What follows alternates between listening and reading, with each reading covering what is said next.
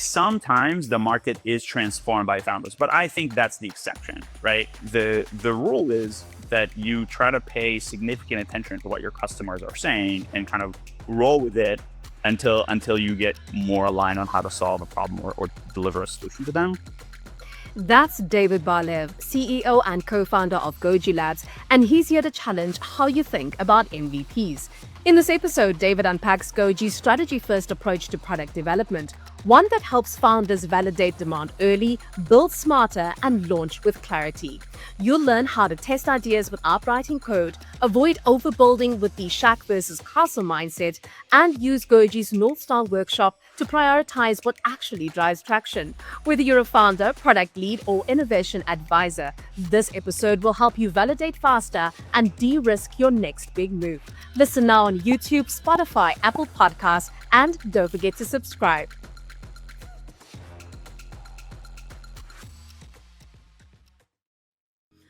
Hi, David. Welcome to the DesignRush podcast. It's so wonderful having you here with us today. David, I want to start out by asking you, in your experience working with early stage teams with a short runway, what advice do you give them when hiring the right agency partner? And ideally, what I would like you to do is actually provide 3 to 5 tips to consider when working with like limited resources or budgets. Yeah, it's great to be with you. I would say there's a lot of different things to consider. Different agencies work in different ways. And so it really isn't one size fits all. Depending on the resources and also your approach, you may want to choose different partners.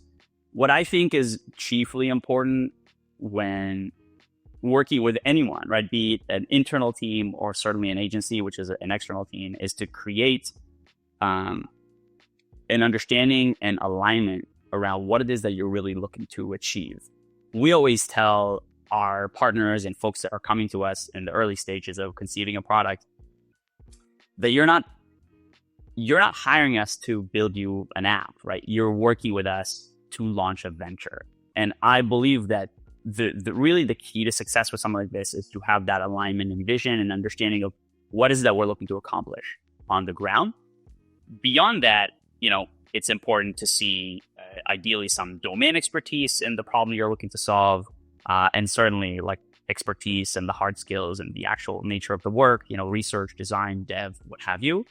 But the thing that I would want if I were launching a new venture or a new company is I would want folks who are buying into what I am doing and are really helping me achieve the real life outcome, not just, building me the product that I had asked for.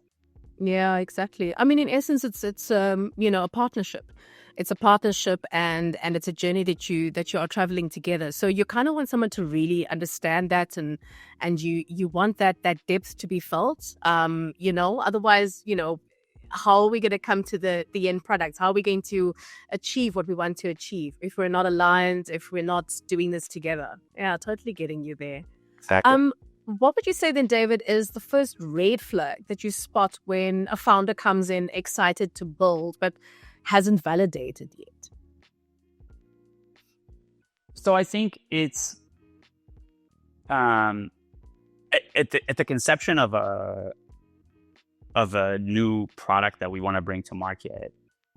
Inherently, the concept is not validated, right? The question is, what will we do to make that happen?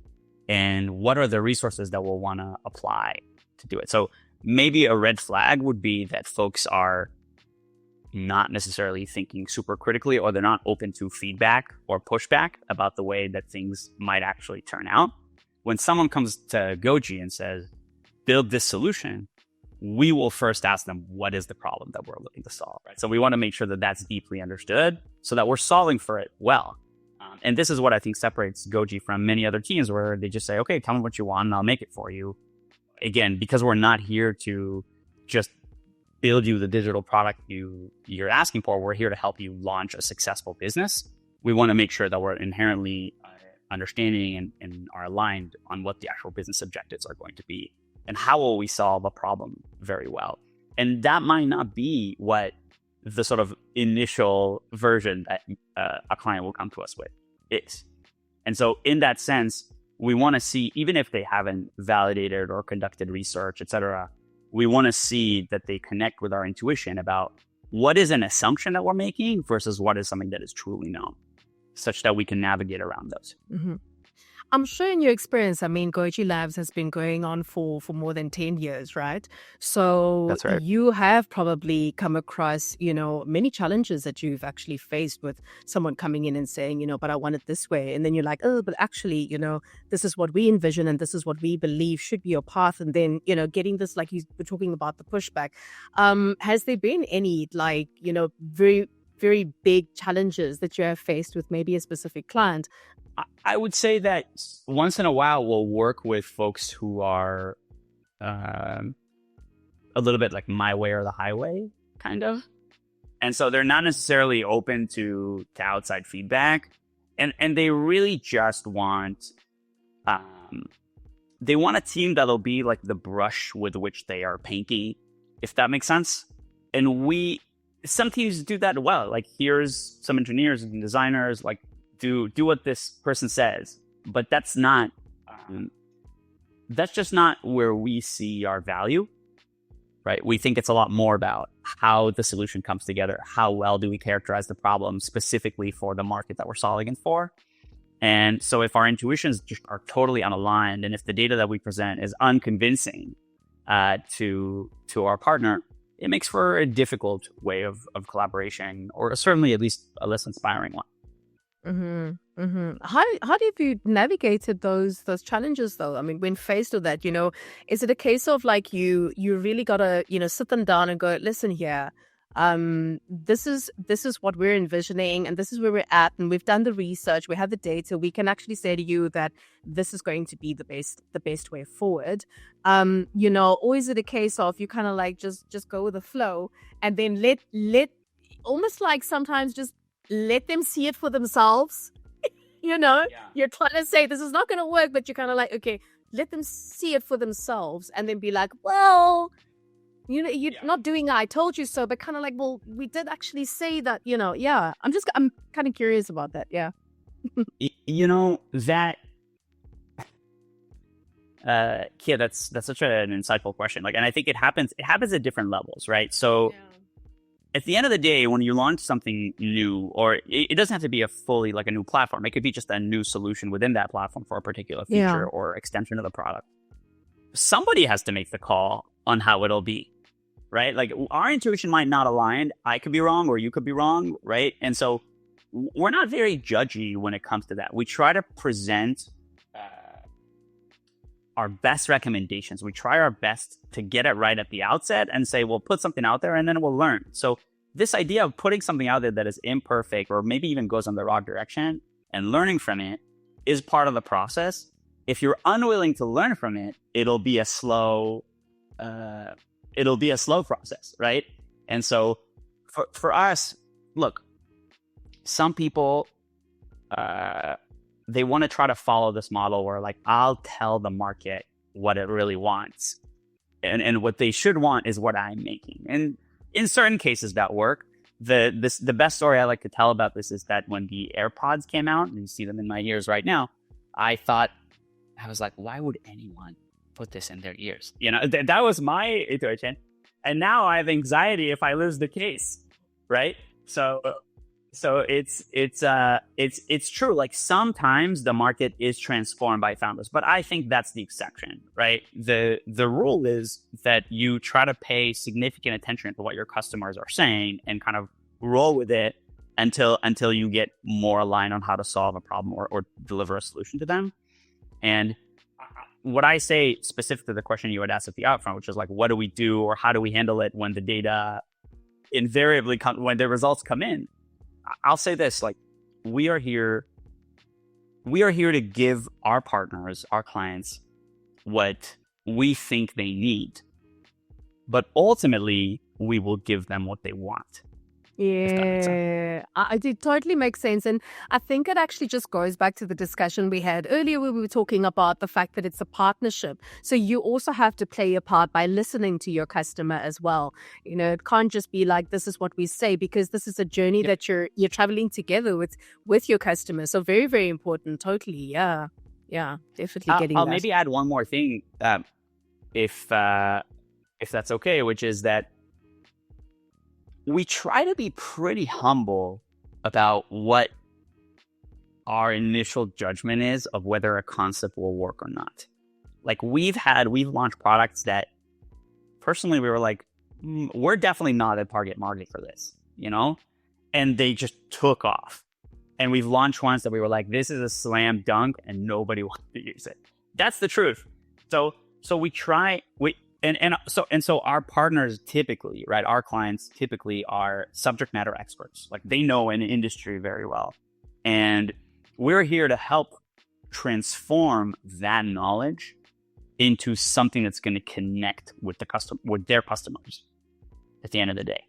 And so to that effect, we make recommendations, but we reserve judgment.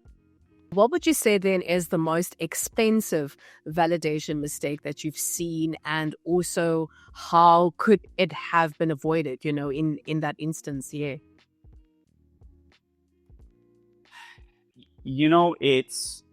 There's really one principle. It's actually pretty simple. What's expensive is trying to get something right without the involvement of your customers. If that's what's expensive, if you continue to work and to build and to make stuff, but you're not letting the product rub up against the reality of the market, all you're doing is you're layering assumption on top of assumption on top of assumption. And maybe you get it all right. Like it's possible, but in our experience, the best thing to do is make something that is just barely good enough to put it in the hands of customers. It doesn't even have to solve the problem well. It's enough that it gives the indication of how it will eventually solve the problem. That's enough to get a signal. And what we try to do is we try to work closely with our partners before we do anything on the execution side. We try to figure out what is that thing that we can make, right? It could be a prototype. It could be an interview guide. It could be so many things to see that there's a there before we add more resources. How do we make a small experiment before we scale, right? Such that we don't build something that no one is interested in. And there's a beautiful analogy about the castle versus the shack. Have you heard this before? Basically, yeah, you can build, imagine building a castle. It's like ornate, it's huge, it has all these rooms and compartments, and it's elaborate in the way that it comes together, and it takes forever, and it's super expensive to make it, right? And take that, and you contrast that with a shack. You throw 5 planks of wood together, maybe there's a door, maybe not, you don't paint it, right? And you make it cheaply and quickly, and it's out there. And then the question is why build the castle if you don't know if anyone wants to live there, right? And this is what we try to kind of figure out, right? Is what is the shack? How do we get it out there? And then one other thing maybe that I'll mention is that the shack, I think, gives a connotation of something that's kind of crappy. We try to figure out, because the standards of user experience are just so high now, we try to figure out what is something that we can make that is as small as possible in terms of its scope, but is still polished such that we get through, you don't get some aversion that's from the users that's not actually based on the value proposition of the product. It's just they just don't like it. They don't like the way it feels or the way it looks, if that makes sense. Was there ever a time that you had to hit pause on a build and completely rethink the approach? Yeah, well, last Thursday, I guess I think that we completely rethink. Probably not, right? When we completely rethink something, usually what we'll do is we'll shut something down and start anew, right? And that does happen. More often than not, when we think about a sort of a pivot that a company will experience, it'll be a significant change to the business model, right? Like, we thought our buyers were homeowners, but really they're real estate agents, right? Or anything like that will come as a result of not really getting real traction with the product is on the market, and trying to be really clear-eyed about what it is, who are we speaking to, and like, is the value proposition essentially strong enough, right? And in those moments, what we try to do is go back to our original strategy, see what we've learned, what data we have gathered, and try to understand how do we realign the roadmap in the direction of the product such that we can sort of like evolve in that direction rather than like scrap and start from scratch. Although that does happen in certain cases. It's more common, I think. They say like fail fast and move on, right? Like if at some point, like, the money is important, but the time is in some way more important. And going back to this question of how do I know that I'm like on the right track, right? And I think this is something that every founder experiences. Like, some are their conviction is unbelievable. They just know it and they'll make it happen, or they'll die trying, right? Others are more uncertain, right? And our responsibility, I think, at Goji is, yes, we need to buy into the vision, but we also need to be like pretty clear-eyed about how we're getting there and what do we think is going to happen, essentially, like, along the way. And how do we know when it's time to go big? How do we know when it's time to pivot? And when is it potentially time to go home? Yeah, right? Yeah, exactly. Exactly. I mean, speaking to that, then, what would you say is one underrated tool, or even a test or a quick experiment that you lean on to check like real user demand before a build? So that's actually changing a lot. Like, how we do this is changing a lot in the last, 24 months or so, with some of the advancements in AI. Like, it's getting easier and easier to throw together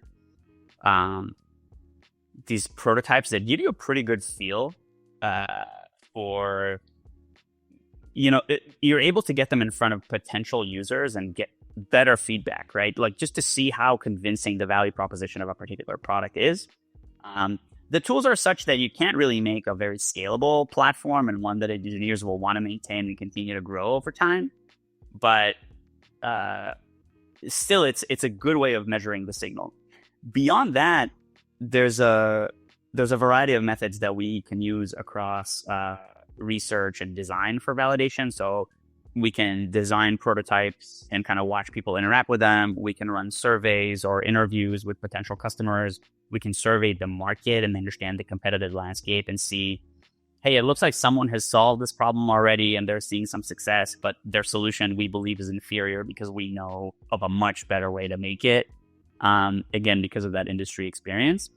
So we apply sort of any of those tactics based on really what our business objectives are. Sometimes our customers will come to us.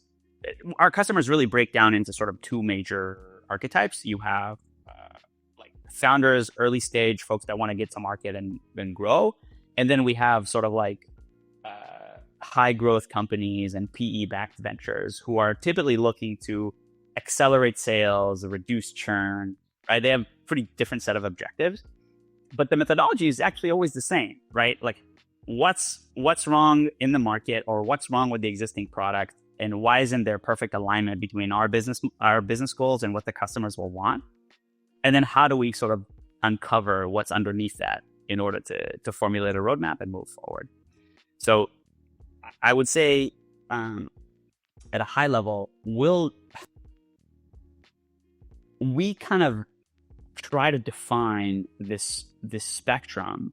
On the one end, you have very hypothesis-driven changes. Let's just make something and see what happens. And on the other side, it's very data driven, right? Let's gather the information that we need to in order to validate or invalidate certain assumptions and then proceed with execution. And we're actually quite comfortable with both. Our thing is always spend a little bit of energy and resources upfront to maybe avoid spending a lot of resources in the wrong later direction. on. Yeah, definitely. I mean, you're chatting about like the two archetypes, of the type of organizational clients that you deal with. So then how do you actually handle founders who are emotionally invested in features that haven't been validated? Yeah, with care. We handle them with care. No, I think we I just love how you said that, because it's like this tagline. It sounded like a tagline. You're like, we handle it with care. Yeah, that's right. But I mean, it's the truth. I think it's the truth. Yeah. we try to be. Actually, you kind of said it really nicely, right? It's like we want to strike the right balance between listening to what they're saying and also telling them what we think is best, right? And it's a little bit of a negotiation. At the end of the day, we try to help our partners specific to, like, let's say they have a roadmap that's made up of 100 features. We try to help them create a cost-benefit analysis of those, right? Sometimes you want a feature at 5K and you don't want it at 30K, right? You want to delay the launch for it if it takes 2 days, or you don't want to delay the launch a month, right? And so we try to help them understand. We'll tell them what we think, whether it'll be valuable or not, but we also try to do that through what would be maybe a more objective analysis of cost and versus value. And our favorite way to do this is when we go through, at the start of most of our projects, we'll do what we call a strategy sprint. During this process, we'll understand the vision, we'll understand the business, we'll understand the users, the journeys. And once we've done all of that, that's when we'll go and actually build the roadmap. But before we do, we work through this workshop that we invented in-house called the North Star Workshop. We basically will go to formulate like a playbook for success for the company.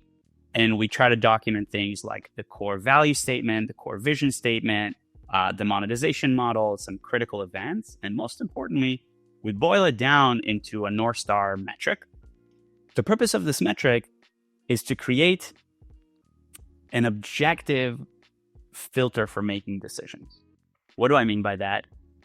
There might be a particular feature for a platform that you think is super important and I don't, right? Or vice versa. And you said it very well. Like, it's being precious about, I really want the product to be this shape. I wanted to include these things. We're not precious. We're ruthless. Like, we want to cut the thing down as much as possible. But one of the ways of doing that is we say, okay, we've agreed to what the North Star metric is. This could be, take a marketplace kind of application, the number of deals struck in the marketplace. That's our North Star. And we're able to say, all right, yeah, you really want this feature. Do we think that this feature is going to contribute to pushing this North Star metric forward or not? And if so, by how much relative to this other feature that we're considering? So we try to take something that is subjective, which might be our respective intuitions, and inject some objectivity in the analysis that we do, such that we can formulate roadmaps that we all feel good about. That's very interesting, because in essence, what you're doing is you are then creating a vision point, where, that's the goal, the mission, the values, that's where we are. And you need to move in that direction. And obviously, if you're not moving in that direction, that's what that North Star will tell you. Like, hey, you know what? Actually, now we're moving completely sideways, and this is not where we want to be. That's very important, I guess, if one is also looking at like time. I mean, you were chatting about time earlier, and if there's anything that I feel is gold, and I known this when I was a little kid. Obviously, when you're a little kid, you like money and you know what I mean, and things. But you realize, as you get a bit older, and when you're in business, you realize time and energy is as important, if not more so, than whatever, financial input you're going to be getting, because you can fail miserably if you're wasting that time and that energy. Definitely. Yeah. Yeah. And so everything that we do basically throughout that process is we try to build a good mechanism for making decisions with speed, right? We do think that the speed really matters. And what we ultimately want to reduce, as Goji, like for our clients, is what we call time to value, right? What's value? If we're launching something new, do we know that this thing is going to work, or should we use our time and money to do something else, right? So at every iteration, the analysis that we do up front is really meant to kind of gear up on these types of metrics and make sure that we're able to kind of quickly decide what to do, so we're kind of getting into the next card. And I think you kind of asked like who is right to work with us or what would be a red flag. I do think some people will ask us, hey, like why should we pay you guys, or why should we spend 2 weeks with you guys just like teaching you what we already know, right? And that's I think a very valid question, right? But really what I always try to tell them is that yes, you are teaching us what you already know, but I think you're also learning what you don't know as part of that process. And it's not just for us to know what you want. That's not what it's about. It's about figuring out how do we create a strong plan for go-to-market and beyond, and how will we make this a success? And like I said, sometimes we'll emerge from a strategy sprint and we'll tell our clients, guys, we don't think you should do this. Like, we don't think there's a there there, right? Or you came to us wanting to do X, but really you should go in the direction of Y. Yeah, definitely. Okay, so now you've unpacked, taking a look at the strategies and the methods and the processes and getting there. So when the product idea is actually ready to move from idea to execution, what are your sort of telltale signs that actually lets you know, okay, this is the moment. This is what's happening. We need to do this now. So I think it's funny. We want to try to cover like a basic just a baseline of information that we need in order to proceed with execution. The truth is that the ideation and the introspection and the evaluation of the product, it doesn't stop with strategy. Like with every layer of the process, as we go to formulate the flows or conduct some UX research, as we go to design the experience and even build it, we're constantly looking at what we're making and we're like, is this kind of hitting? Are we getting something that we think is going to be strong? So we try to be quite introspective about our work, and we try to involve prospective users in the entire process, like every iteration. Like, okay, let's show them the wireframes. Let's have them click through them. Let's measure usability, right? Like, let's continuously stay close to our customers as we make the product. It helps us create something that is going to be stickier at the outset, but it also starts building some interest with prospective customers, which is useful, and it makes for a better go-to-market strategy. When you asked, so what I mean is that there's a level of preparation that we try to establish such that the process of creating the product is effective, right? But really, when you say, how do we know that we're ready to start execution? The answer is that we're never ready. Like, we just have to start anyways. Does that make sense? Yes, yeah. It does. It makes complete sense. It's just, yeah. My goodness. Yeah, it definitely does. We just want to just acknowledge that. Like, we're not ready. Your product's not perfect. It never will be. It's never done. Any product like this, it's just a conversation between us and our customers. We put something out there. They tell us what they think. We respond, right? And so that's why we say, like, speed matters. Like, let's make a good plan. I think the saying is, any specific plan is useless, but planning is very useful, right?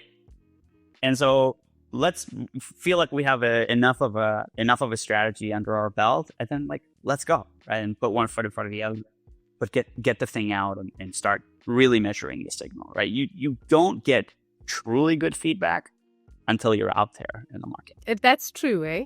That's very true. And it's also like you're in this like process of constant refinement and evolving, constantly. And that is just the nature of the beast at the end of the day. Yeah, totally getting you there. So now, David, in your view, what would you say makes an MVP useful for learning rather than just launching something flashy?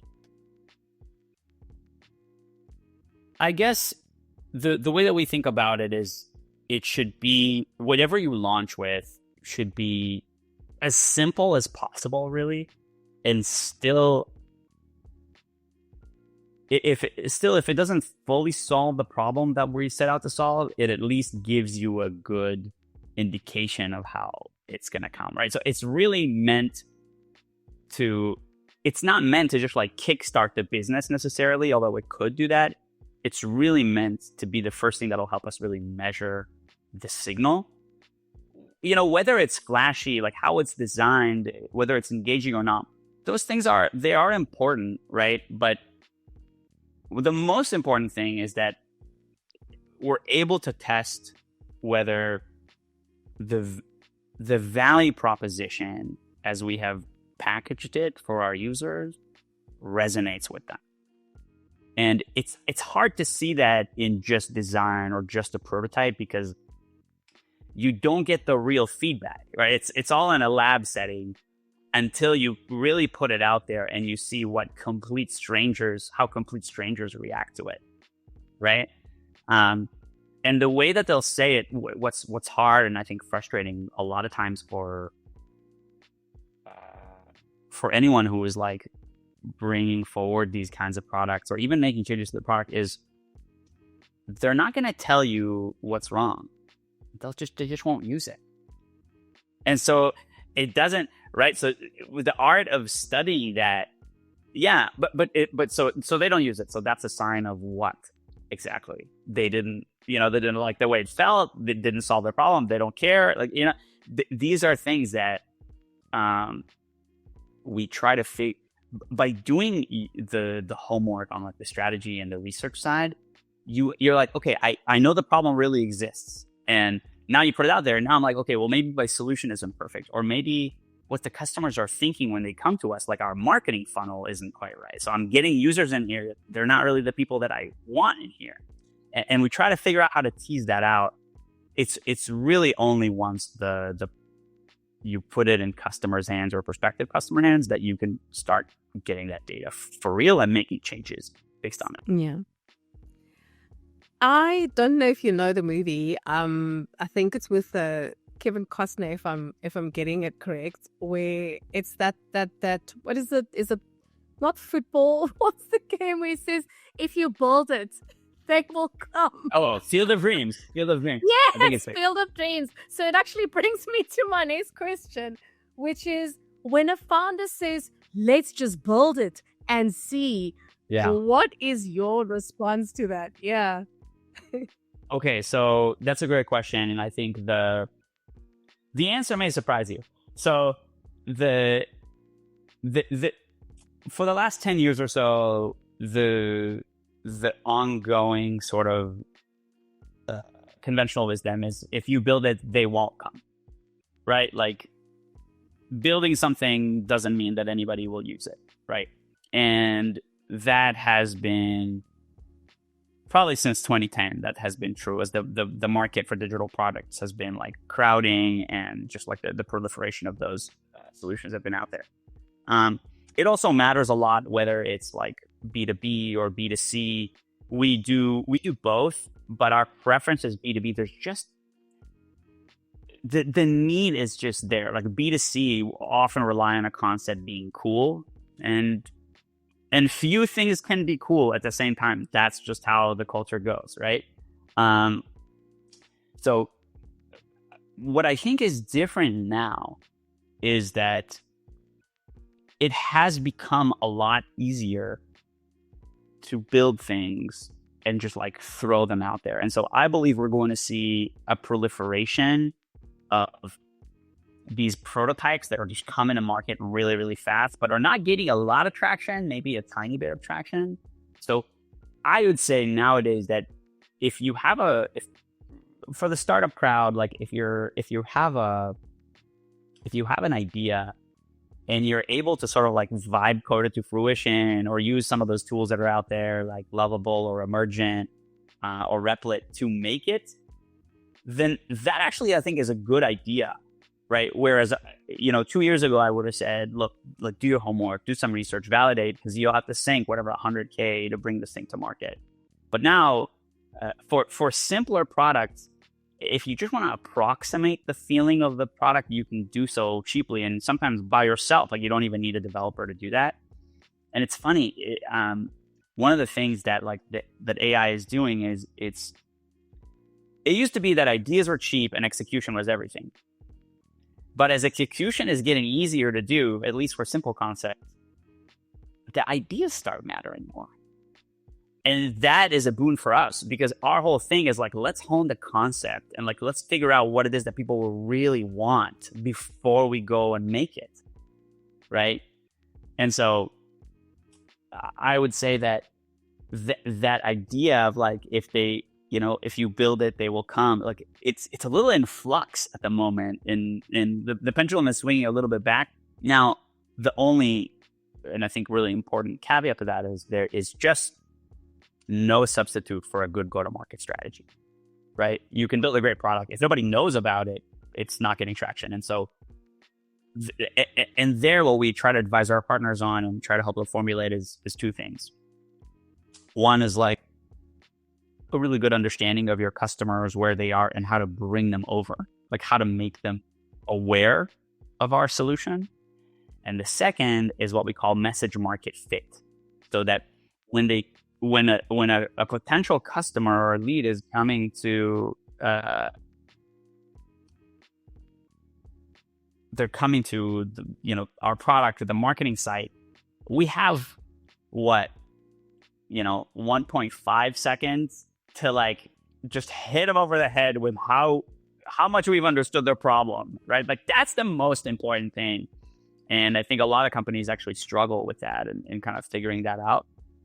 And so it's really, in a way, it's almost more important than any bell or whistle that the actual platform will have, right? Because it's the digital doorway and making people realize, hey, you've come to the right place, right? Find the right people. And once they get to you, make them realize they've come to the right place. We try to invest some energy in that direction. Otherwise, it's just kind of a non-starter. Speaking about people coming to the right place, and you're busy unpacking a couple of things where it's sort of leading into my next question, because I would love to find out from you, what are the 3 concrete steps that you've actually taken recently to grow Goji Labs as a brand or business, and then what results are you seeing? Yeah, that's great. And honestly, Kay, this is something that has been and continues to be an area that is a work in progress for Goji.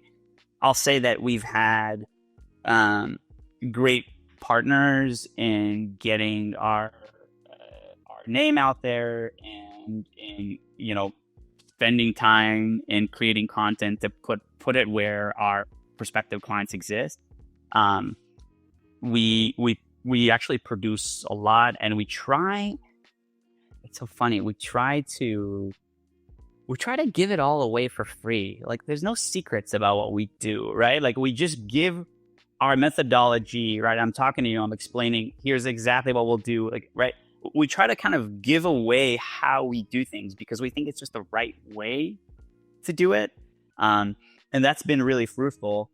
One thing that we started doing this quarter, and we haven't done a lot of it actually, is as we work to kind of scale the quality and the robustness of what we do, because it's getting a lot easier to launch these prototypes, we're moving a little bit away from the prototyping work that we do, and we're focusing on much harder problems to solve. It's more interesting also, but it's also just an important business strategy for us. We've been doing a lot more interviews with our existing customers, and to better sort of understand not just who they can connect us with, but to better understand what is it that makes them tick. And so there's something about that person to in-person sort of like investment interviews and like I want to say customer discovery, but really it's customer rediscovery, that it helps us kind of go to the next step and adjust some of the things that I was speaking to around message market fit, around who is the right partner for us. And that's been actually extremely interesting. Like the amount of people that I've been able to be introduced to that are sort of like within our orbit and we could really help in the last quarter has been incredible. And I think it's something that we used to do a ton of interpersonal networking, and through COVID, that sort of obviously got compressed. And it's just been really reinvigorating and frankly, like very fun for me and other members of our team to be able to sort of get back into that. So that's something we're really excited about. I think it's wonderful that you're in that space, and but like I said, you're David. No one can take that from you. So, you're implementing it and you're doing it the best way that you can, and that is why Goji Labs is seeing the success from year to year. So that's brilliant. So David, what I would love to also find out from you is, have you ever worked with an early stage team that went on to become a major brand? Good question. I don't know that we've worked with a startup that became what you would call like a household brand per se, but we've had the way that we measure the success of our startup clients is through their ability to raise money and kind of scale up. And there have been a couple that were just like massive successes. Like they've raised, probably buying hundreds of millions of dollars, and some I think we'll hear a lot more about like in the coming years. So and others I hear from some parent friends. So I think that the latest one that we had launched, like last year, we launched a company called Kaidi. They basically they help game publishers comply with regulation of child protections online.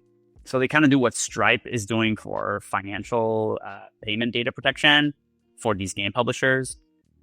And they were able to, within a few short months, raise an ungodly amount of money. And I think they'll be sort of like a massive success. And we just started it from like an idea, right? Like we start very, very early.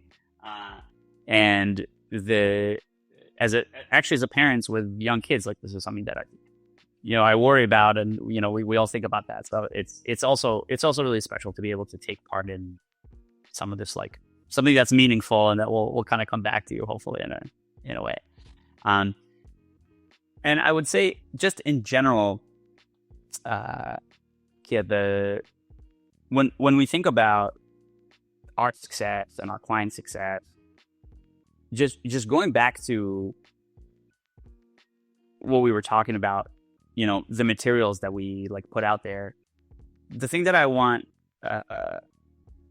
you to know, and I want our listeners to know, is like we want companies to be successful whether they work with us or not, right? So if we can put something out there that's going to help them do their work better, great. And there's an added benefit to that I think people don't realize when they sort of like hoard how they do things. Like they think they have the secret process that'll make it work. It's that when you give it all away, people still want to do it with us because we do it the best, but also it forces you to get better and invent new stuff and like re-experiment, right? So it puts this pressure upon you to really just get better over time. And that's something that I think the thing that I always will say to my team, and I say that I have a little spiel that I'll say to every person that joins Goji.